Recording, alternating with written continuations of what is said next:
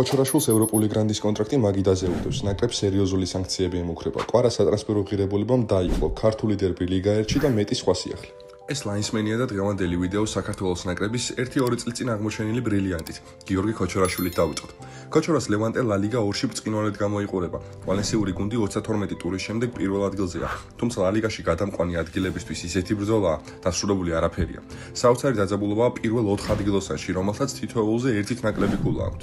ქოჩორაშვილი გუნდის ერთ-ერთი ლიდერად იქცა და ჩემპიონატში 6 გოლი და 4 ასისტი მოაგროვა. ქოჩორამ ნაკრებში შეაგდო სომხეთთან გასვლაზე, დინამო არენაზე კი საგოლე გადაცემით დაგვამახსოვრა თავი. როგორც ცნობილი გახდა, ქართველისთვის პორტუგალიის მთავარ გრანდს, ლისაბონის სპორტინგს გამზადებული აქვს კონტრაქტი და შეხვედრებიც ჰქონდათ მათ ლევანტეს სტაფთან. შესაბამისად, ტრანსფერის გაოფიციალურებას მხოლოდ ფეხბურთელის პასუხი გააკლია. თავად ქოჩორა კი გადაწყვეტილების მიღებას არ ჩქარობს, რადგან თავიდან ბოლომდე ლევანტესთან ერთად სეზონის წარმატებულად დასრულებაზეა ორიენტირებული. მას სურს, რომ კლუბთან ერთად დაწყებული საქმე ბოლომდე მიიყვანოს, რაშიც ტრანსფერზე ფიქრი აუცილებლად ხელს შეუშლის. თუ ტრანსფერი შედგა კიდევ ერთი ქართველი ჩემპიონთა ლიგაზე ძალიან მაგარი ამბავი იქნება. თან გუნდში, სადაც კარიერა კრიშტიანო რონალდომ დაიწყო. სომხეთთან მეორე გამართულ მატჩს მინუსებიც ჰქონდა. ქართველი გულშემატკივრების ნაწილი თამაშის შემდეგ მოედანზე შეიჭრნენ. ტრიბუნებზე იყო დაძაბულობა მათსა და სომხეთის ნაკრების კომაგებს შორისაც. რა მიზეზების გამოც ჩვენი ნაკრები შესაძლოა UEFA-ს მიერ დასანქცირდეს. 6-1-ის მოგების შემდეგ სტადიონზე შემოვარდნა მეტოქის მიმართ უპატივცემულობაცაა და საკუთარი გუნდისთვის იანის მიყენებაც. ამ ამბავს ფედერაციის პრეზიდენტის გამოეხმაურა და დაგმო გულშემატკივართა საქციელი და ისაუბრა შესაძლო სანქციებზე. სამწუხაროდ ასეთი მოვლენები ნაკრების თამაშების მერე ძალიან ხშირია და უბრალოდ უნდა მოუწოდოთ ერთმანეთს, რომ ასე აღარ მოვიქცეთ. სხვა გზა არ გვაქვს. კარგი, ახლა ფანების აქციელს რო შევეშვათ და ისევ ფეხბურთზე გადავიდეთ, ვთქვათ, რომ დინამო არენაზე გამორჩეული ჰქონდა, რა თქმა უნდა, ხვიჩა კვარაცხელიასაც.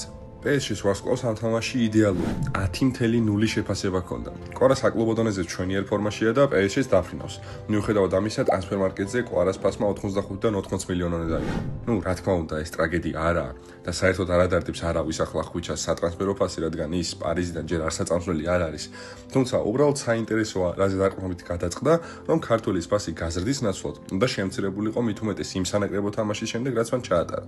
ეროვნულ ნაკრებს დაუბრუნდეთ და ვახსენოთ ჩვენი ჯგუფი, რომელიც მსოფლიო ჩემპიონატის საკვალიფიკაციო ეტაპზე დაკომპლექტდა. იქამდე კი არ დაგავიწყდეთ არხის გამოწერა და ზარის ხილაკი ჩართვა მეტი საფეხბურთო ვიდეოს სანახავად. საქართველოს მეტოქეები ბულგარეთი, თურქეთი და როგორც ყოველთვის ესპანეთი იქნებიან. ბულგარეთი ბოლოს 2022 წლის ერთა ლიგაზე ყოფდა ჯგუფში, სადაც შინ დინამოზე ვეთამაშეთ 0-0, გასვლაზე კი 2-5 დავამარცხეთ. თურქეთთან თამაში ყველას კარგად გვახსოვს ევროზე. ეს ბევრისთვის ტურნირის თამაშიც კი გამოდგა. სამწუხაროდ იქ 3-1 დავამარცხეთ ძალიან დრამატულ ბრძოლაში, მაგრამ კარგად დავინახეთ, რომ ოდნავი მომატებითა და იღბალით მათი დამარცხება აბსოლუტურად შესაძლებელია. თან ახლა გაბრაზებულებიც ვართ და შურისძიების წყურვილით იქნებ ჟინიც კი მოგვემატოს. ესპანეთზე კი მე მგონი საუბარიც არაა საჭირო. დელაფუნტეს გუნდი ჩვენს განუკურნებელ სენად იქცა და თავიდან ვეღარ ვიშორებთ. მიუხედავად იმ იმედის ნაპრეწკლისა, რომელიც ერთხელ მაინც მათთან თამაში ყოველთვის გვიჩნდება, მატჩი საბოლოოდ მაინც ჩვენი წაგებით სრულდება. და ჩვენ ისხად დაგვჩენია, რომ იმედი ვიქონიოთ ამ ნავსის გატეხვის.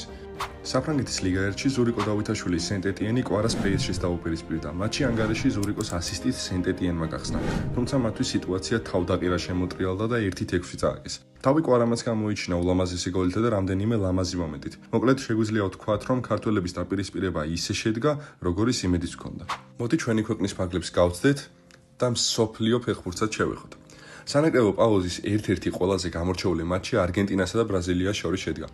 ისე როგორ იქნებოდა. სადაც სკალონის გუნდმა სელესაო 4-1 გაანადგურა. მატჩამდე რამდენიმე დღით ადრე შესანიშნავ ფორმაში ვყოფმა რაფინიამ არგენტინის ნაკრების მიმართ ძალიან ცუდი კომენტარები გააკეთა. ერთი მაგათიც აუცილებლად მოვუგებთო. არგენტინელებსაც მეტი რა უნდათ.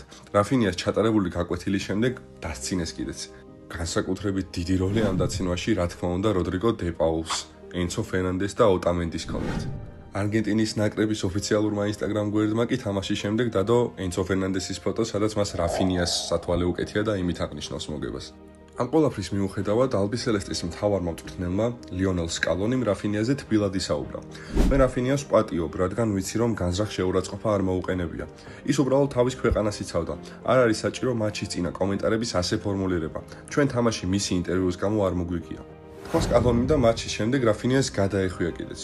და ეს მისგან ძალიან დიდი პროფესიონალიზმის გამოვლენებაც იყო.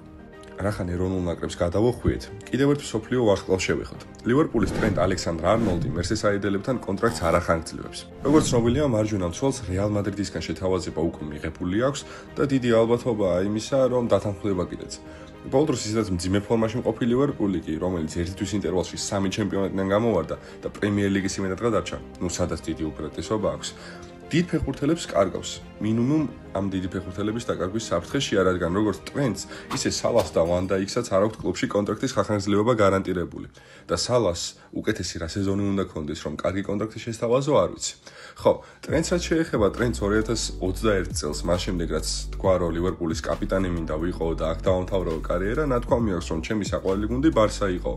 მე ჩავის მესის და ინიესტას თამაში ვარო გაზრდილიო. ამის შემდეგ 4 წელიწადში კი ძალიან დიდია იმის შანსი, რომ გადავიდეს რეალში. ესე იგი, დასკვნა ის არის, რომ ტრენტ ალექსანდრ-არნოლდს სიტყვაზე არ დაეჯერება. ვიდეოს აქამდე თუ შემორჩი, შემიძლია დაზუსტებით ხარ საფეხბურთო კონტენტი მოგწონს. ამისთვის უნდა გამოიწერო ლაინსმენის არხი, TikTok-ზეც, YouTube-ზეც, ჩართოს არის ხილაკი, დალაიქო ვიდეოები და არ გამოგრჩეს არც ერთი საფეხბურთო ვიდეო.